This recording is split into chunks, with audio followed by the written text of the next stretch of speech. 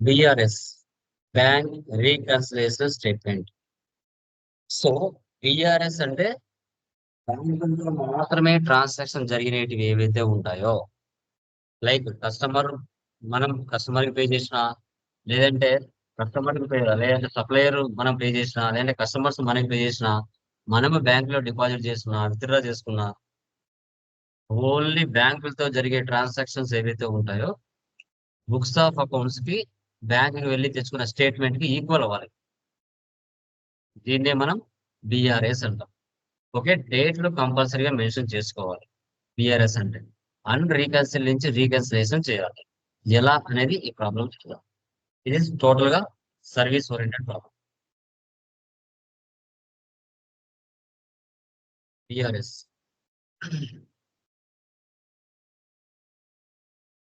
Andhra Pradesh control A, maintain accounts first option వేసి పెట్టండి. Bill wise no పెట్టేయండి, రిమైనింగ్ అని నో పెట్టేయండి, no need. వచ్చేస్. So receipt, date 1/4, Waseem capital, capital account 3 lakhs.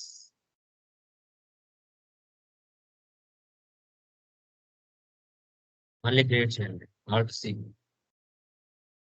Murali capital, capital 5,000. Union bank, Alt C,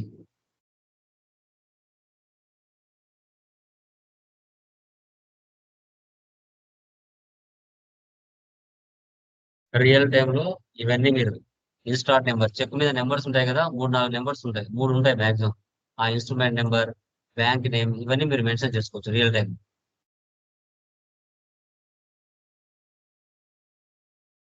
2/4 furniture, contract furniture కదా, payment తీసుకోండి.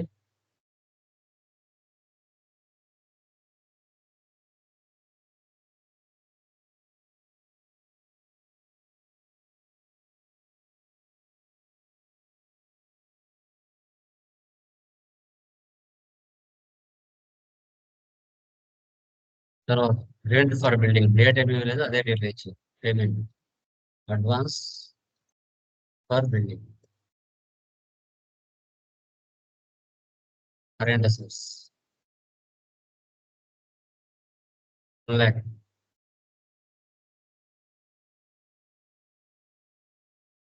Union bank.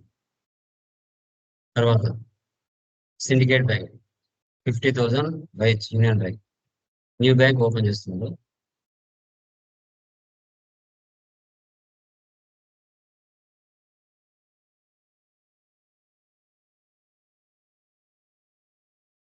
Bank accounts control A, control A, cash withdraw from Union bank.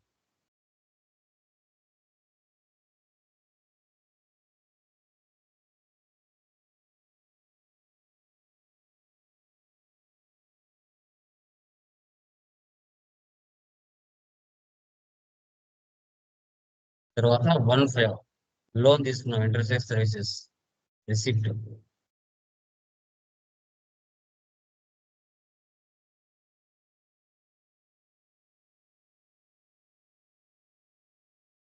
Commercial liability 75 Union Bank. So తర్వాత rent 8,000 payment.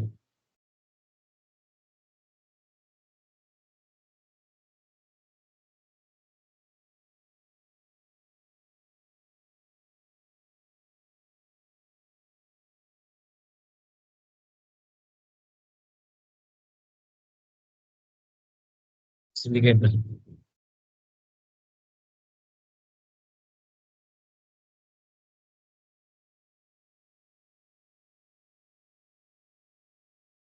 తర్వాత 1/6 ఎస్యూడిఐ Union Bank check.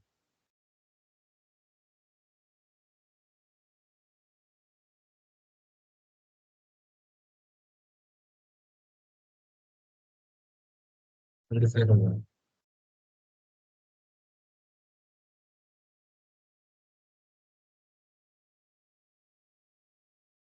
printer 26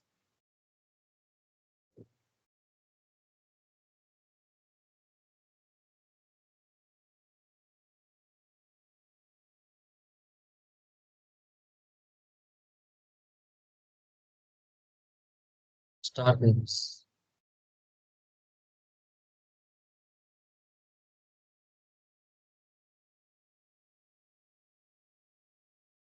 26 commission received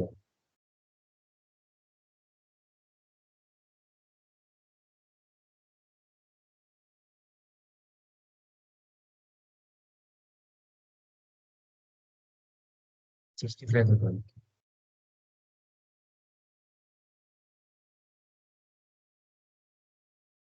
brother 17 cash deposit is will get back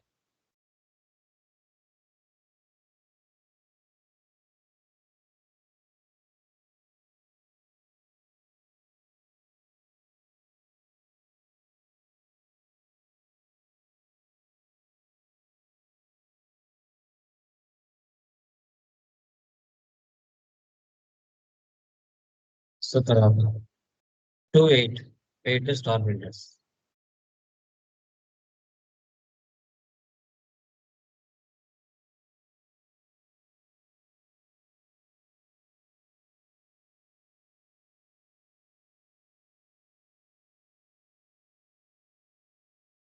brother 19 bank charges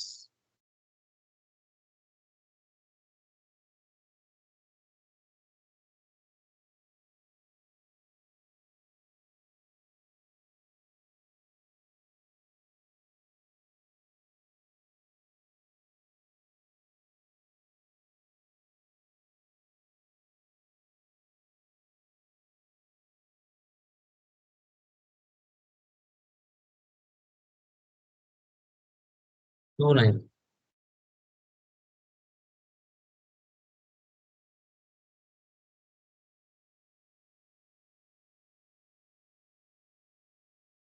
interest on loan 5000 రెండు బ్యాంకులతో transaction జరుగుతున్నాయి అంటే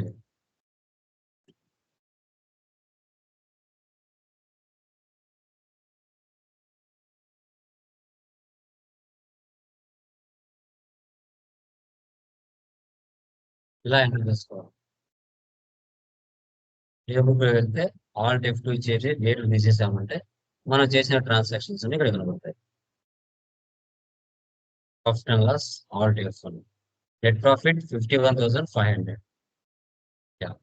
escape so మన dashboard లో వెళ్తే రిపోర్ట్స్ అనేవి ఒక చోట రాసుకోవచ్చు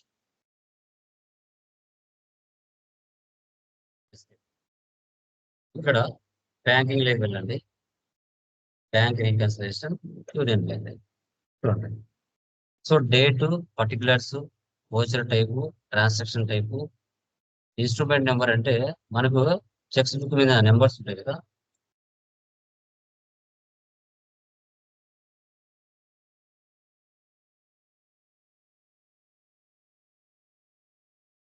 నెంబర్స్ మ్యాచ్ ఉంది ఇక్కడ వీటిని మనం ఇన్స్ట్రుమెంట్ నెంబర్స్ ఉన్నాయి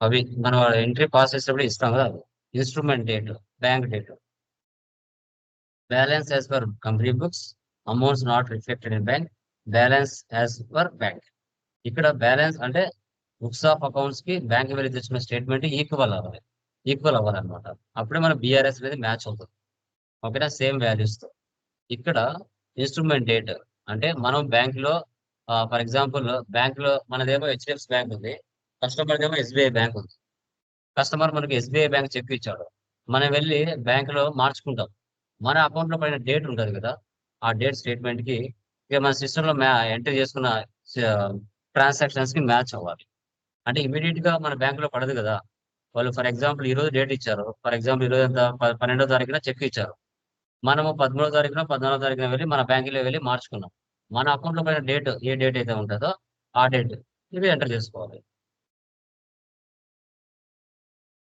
సిండికేట్ బ్యాంక్ ఇలా.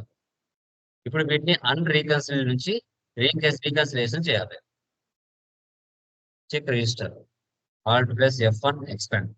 ఇప్పుడు చూడండి, సిండికేట్ బ్యాంక్ ట్రాన్సాక్షన్స్ ఉన్నాయి, యూనియన్ బ్యాంక్ ట్రాన్సాక్షన్స్ ఉన్నాయి. ఇక్కడ అన్రీకన్సిల్ నుంచి రీకన్సిల్ చేసుకోవాలి. డేట్ ఇవ్వండి. ఏప్రిల్ మంత్ కదా, నేను మే మంత్ ఇస్తున్నా 1/5. జూన్ రియల్ టైంలో 1 or 2 days ఉంటుంది అంతే, ఎక్కువ ఉండదు. August, September, October, November. చూసారా, అన్రీకన్సిల్డ్ నుంచి రీకన్సిల్డ్ అయినాయి.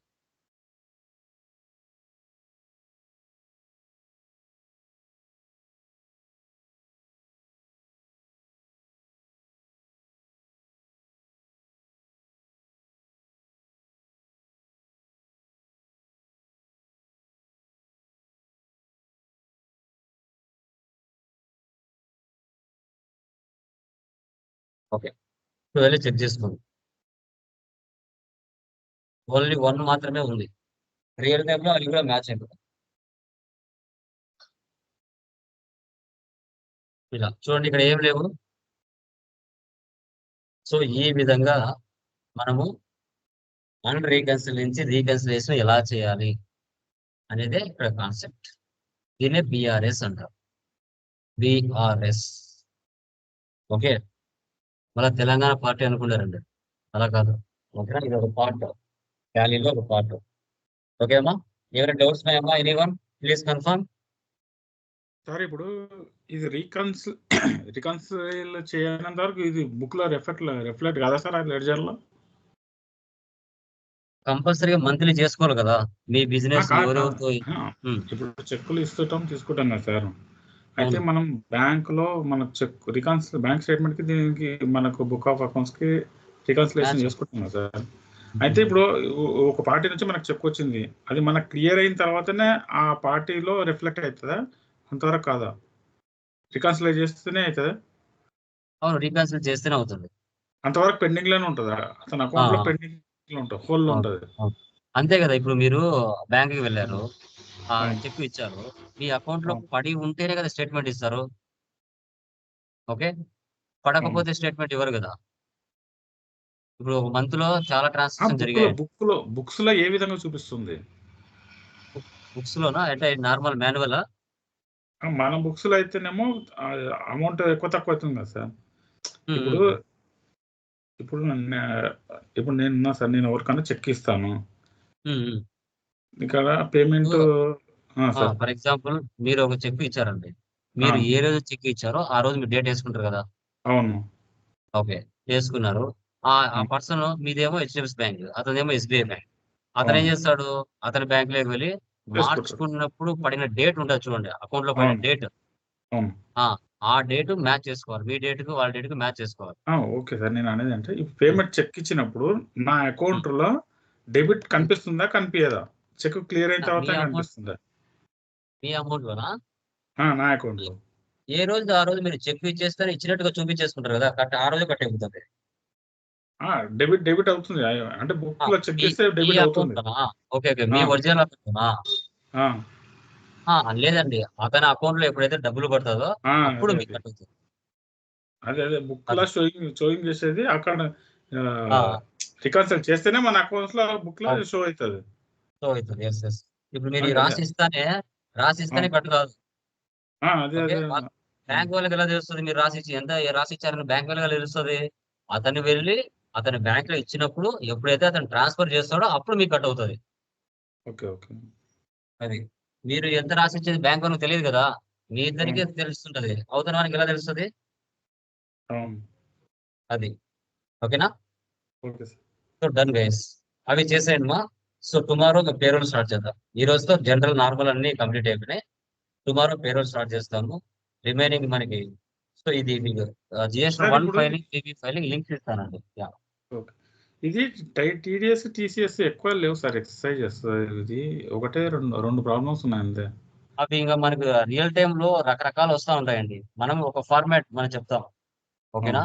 సో అట్లా అన్ని డెప్త్ గా వెళ్ళాలంటే ఇంకా మనం CA ఆడిటర్ అయి ఉండాలి మీరు చెప్పినట్టు, ఓకేనా? ఎందుకంటే అది ఒక పెద్ద సముద్రం పోతది ఇంకా. వెళ్ళే అవును. కొద్దీ నాకు ఈ టైం పీరియడ్ సరిపోదనమాట. ఇంక ఎక్కడికో పోతానే ఉంటదది. ఒకటి అవును. స్టార్ట్ చేశారంటే. మనము ఎంతవరకు రియల్ టైమ్‌లో మీకు ఇంతవరకే యాక్సెస్ ఇస్తారు. రిటర్న్ అవును. ఫైలింగ్ చేసేంత వరకు మీకు ఇవ్వరండి. ఆ వరకు మీకు రాదు. ఇవ్వనివ్వరు. Okay sir. ఓకే. ఫైలింగ్ కూడా ఓకే. మీకు అంతవరకు రానివ్వరు. మీరు జాబ్‌లో వెళ్ళినప్పుడు ఫైలింగ్ ఎవరు అంతవరకు రానివ్వరు. అవును ఎందుకంటే సార్. అవన్నీ వచ్చేసరికి ఇంక మీరు సాలరీ ఎక్కువ అడుగుతారు. అవన్నీ అవును. ఉంటాయి గదా! సో, అవును. కాబట్టి ఆడి వరకు రానివ్వరు.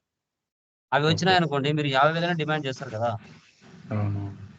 అది అన్నమాట. అంతవరకు రానివ్వరు. సీఏలు, ఆడిటర్‌లు గూడా మీరు పనిచేసే చోట. Okay sir. ఓకేనా?